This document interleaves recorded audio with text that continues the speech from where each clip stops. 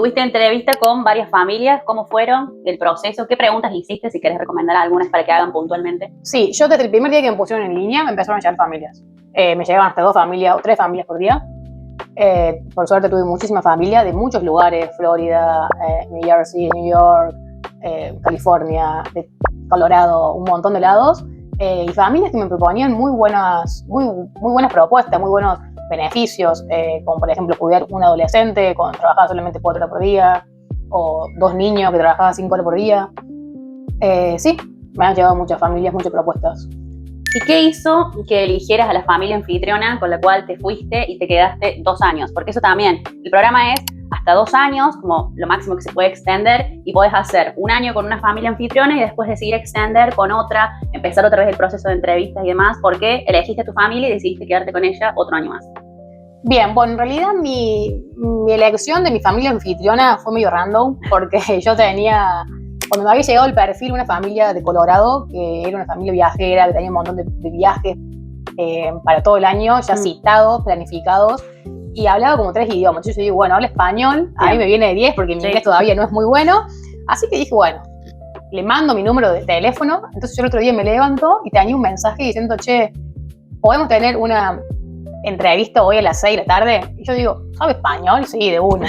La agendo, le digo que sí, y cuando entro al Zoom con la familia esta, era otra. Y yo digo, una familia que a mí me había llegado al perfil y yo la había descartado completamente porque es como que te pedía un inglés avanzado, eran médicos los dos. Muchos requisitos, sí, digamos, como que tenías que trabajar muchas horas los fines de semana. Yo digo, esta familia para mí no, la descarto. Cuando confirmo, eran ellos los que me habían hablado por WhatsApp. Entonces ya estaba en la entrevista, estaba en el Zoom. No podías decir que no, ya estaba. Sí. Entonces, bueno, o sea, yo por ahí lo que aconsejo es que hagan entrevista con toda la familia. Sí. Por más que ustedes piensen que es una red flag, que el perfil no les termina de convencer un 100%, nunca saben realmente qué hay del otro lado de la familia, como en mi caso. Así que, bueno, ahí empezamos a charlar. Lo que sí llamaba la atención en el perfil de mi host era que pagaban mucho más que los $200 promedio que paga la familia. Y dije, bueno, y empezamos a hablar y yo me saqué el miedo y bueno, hicimos match. En la segunda entrevista hicimos match. Ya en la primera me habían mostrado la casa, el auto, la habitación, todo.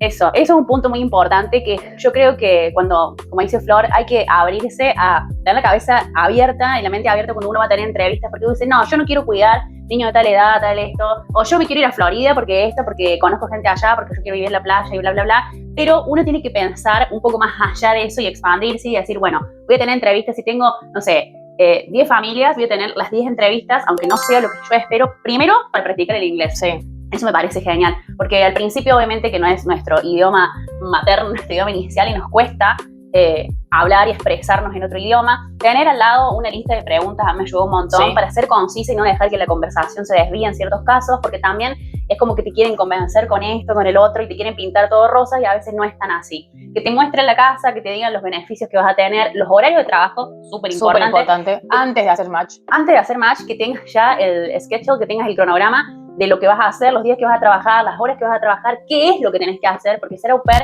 no es cuidar a los niños, hacer los quehaceres de la casa, limpiar y demás. Es básicamente enfocarse en los niños y en las cosas de los niños. Si te dicen un día, tenés que, no sé, aspirar la alfombra, ya eso no te corresponde y después vienen muchos problemas por no dejar las cosas claras desde el inicio. Exactamente. Yo lo que hacía también con las entrevistas, preguntaba si tenían alguien que limpiaba o quién se ocupaba de la limpieza de la casa, como para remarcar de manera leve que ese no iba a ser mi rol.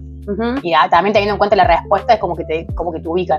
O sea, hubo familias que por ahí me dijeron, tenemos a alguien una vez al mes, pero nos gustaría que vos nos ayudes con el tema del laundry o todas esas cosas, y como que ese no es mi trabajo. O sea, no, tenemos que ser muy conscientes de lo que vamos a hacer y además de eso que tenemos que tener en cuenta que nuestro trabajo es solamente ocuparnos de los niños y que por eso nos pagan y es eso lo que vamos a hacer, porque además de ir a trabajar, esa es la parte que quería agregar, también uno va a estudiar, va a hacer diferentes tipos de cursos. Así que si quieres contarnos un poquito de eso.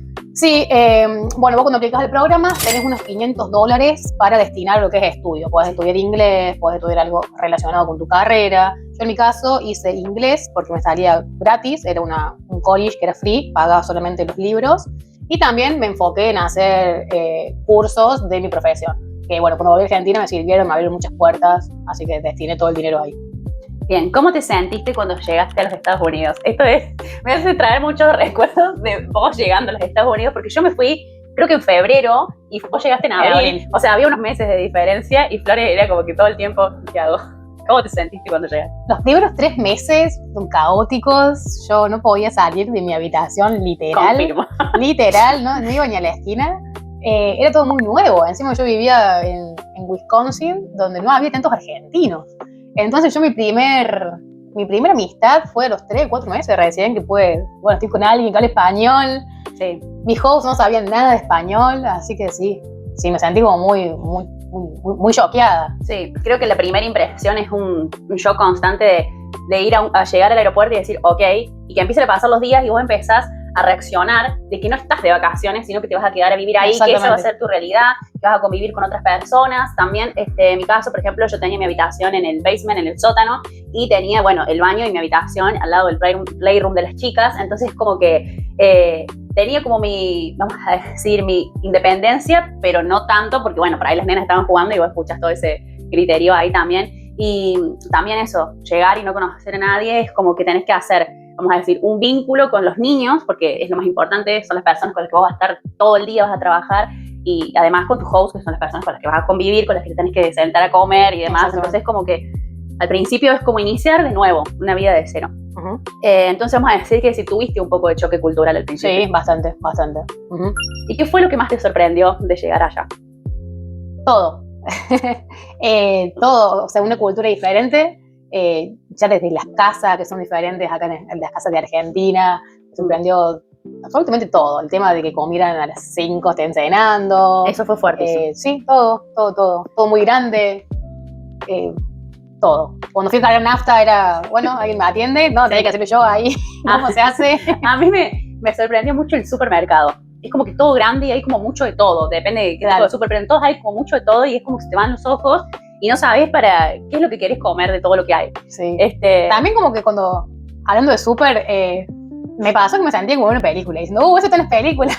Sí, la verdad que los súper... Los cereales, ¿viste? Los cereales es como la mejor experiencia que hay para mí ir a un súper un fin de semana cuando estaba allá. ¿Te costó entonces adaptarte un poco al idioma o no? Sí. Yo creo que me costó bastante. Tener como confianza con el idioma, te diría unos 6 meses. Sí. Y poder manejarlo medianamente bien, sin tener que pensar tanto y demás, y al año y algo. Sí, yo creo que el idioma es como lo que más te da miedo, por lo menos en mi caso a mí me dio miedo porque es como que tenés que reorganizarte, tenés que pensar mucho lo que vas a decir porque tenés que reorganizar en tu cabeza para poder trasladarlo al otro idioma.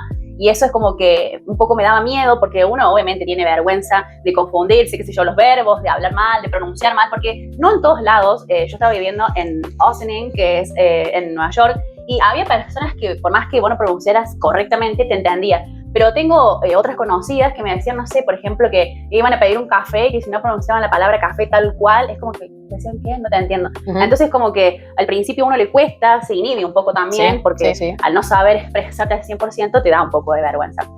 La vida como au pair, básicamente. ¿Cómo era un día normal en tu vida de au pair? Bueno, era bastante atípico a lo que son las vidas de au pair actualmente. Yo estaba libre los lunes, los martes, los miércoles, los jueves por la mañana. Trabajaba recién los jueves por la tarde, que buscaba el nene que salía de la escuela, y lo tenía hasta las 8. Por ejemplo, él salía más o menos, no me acuerdo bien, si entre las 2 y las 3 de la tarde yo estaba yendo a buscar al nene.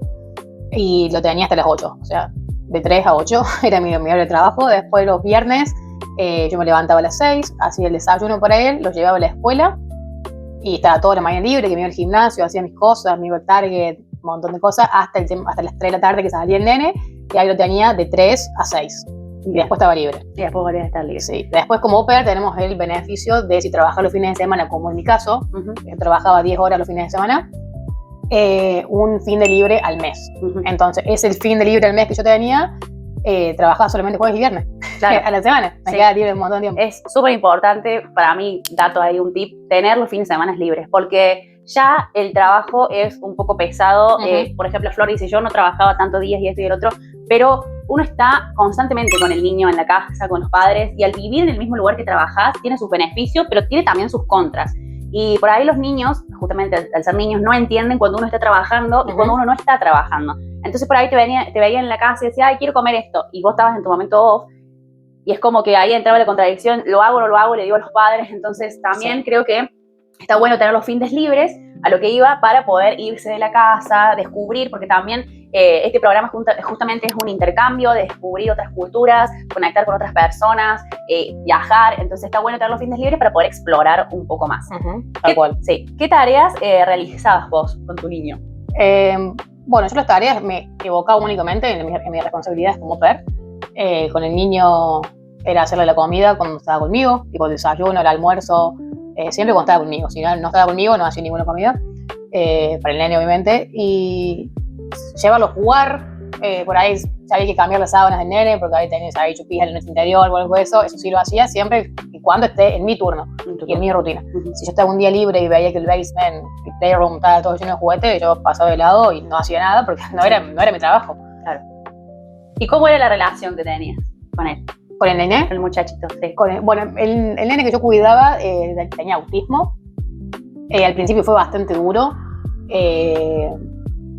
Pero bueno, ya después con el tiempo tuvimos un buen vínculo, una buena relación, ya como que podía entender un no, un sí. Después tuvimos como una relación más de amigos, más, sí. Sí, a mí al principio, bueno, yo cuidaba a un nene, yo cuidaba 3 nenas de 1, 4 y 7, o sea, tenía 3 niñas de diferentes edades, una que era bebé. Terrible. Y las otras 2 que, una estaba, la del medio que siempre es como que demandaba más atención, y la más grande que justamente por ahí necesitaba otro tipo de contención, vamos a decir, por los cambios y demás. Mi host trabajaba fuera de la casa, hacían horarios de todo el día, entonces yo trabajaba las 8 horas, desde las 6 de la mañana hasta las 12, hasta las 2 de la tarde, después me cambiaron el horario, pero básicamente estaba todo el día con ellas, también hacía ese tipo de rutinas que las levantaba, las ayudaba a cambiarse, hacía los desayunos, preparaba el lunch, las llevaba a tomar el bus, y después me quedaba con la bebé en casa, que ahí hacíamos, eso me gustaba mucho, porque hacíamos actividades así, de aprender a reconocer los animales. Es como que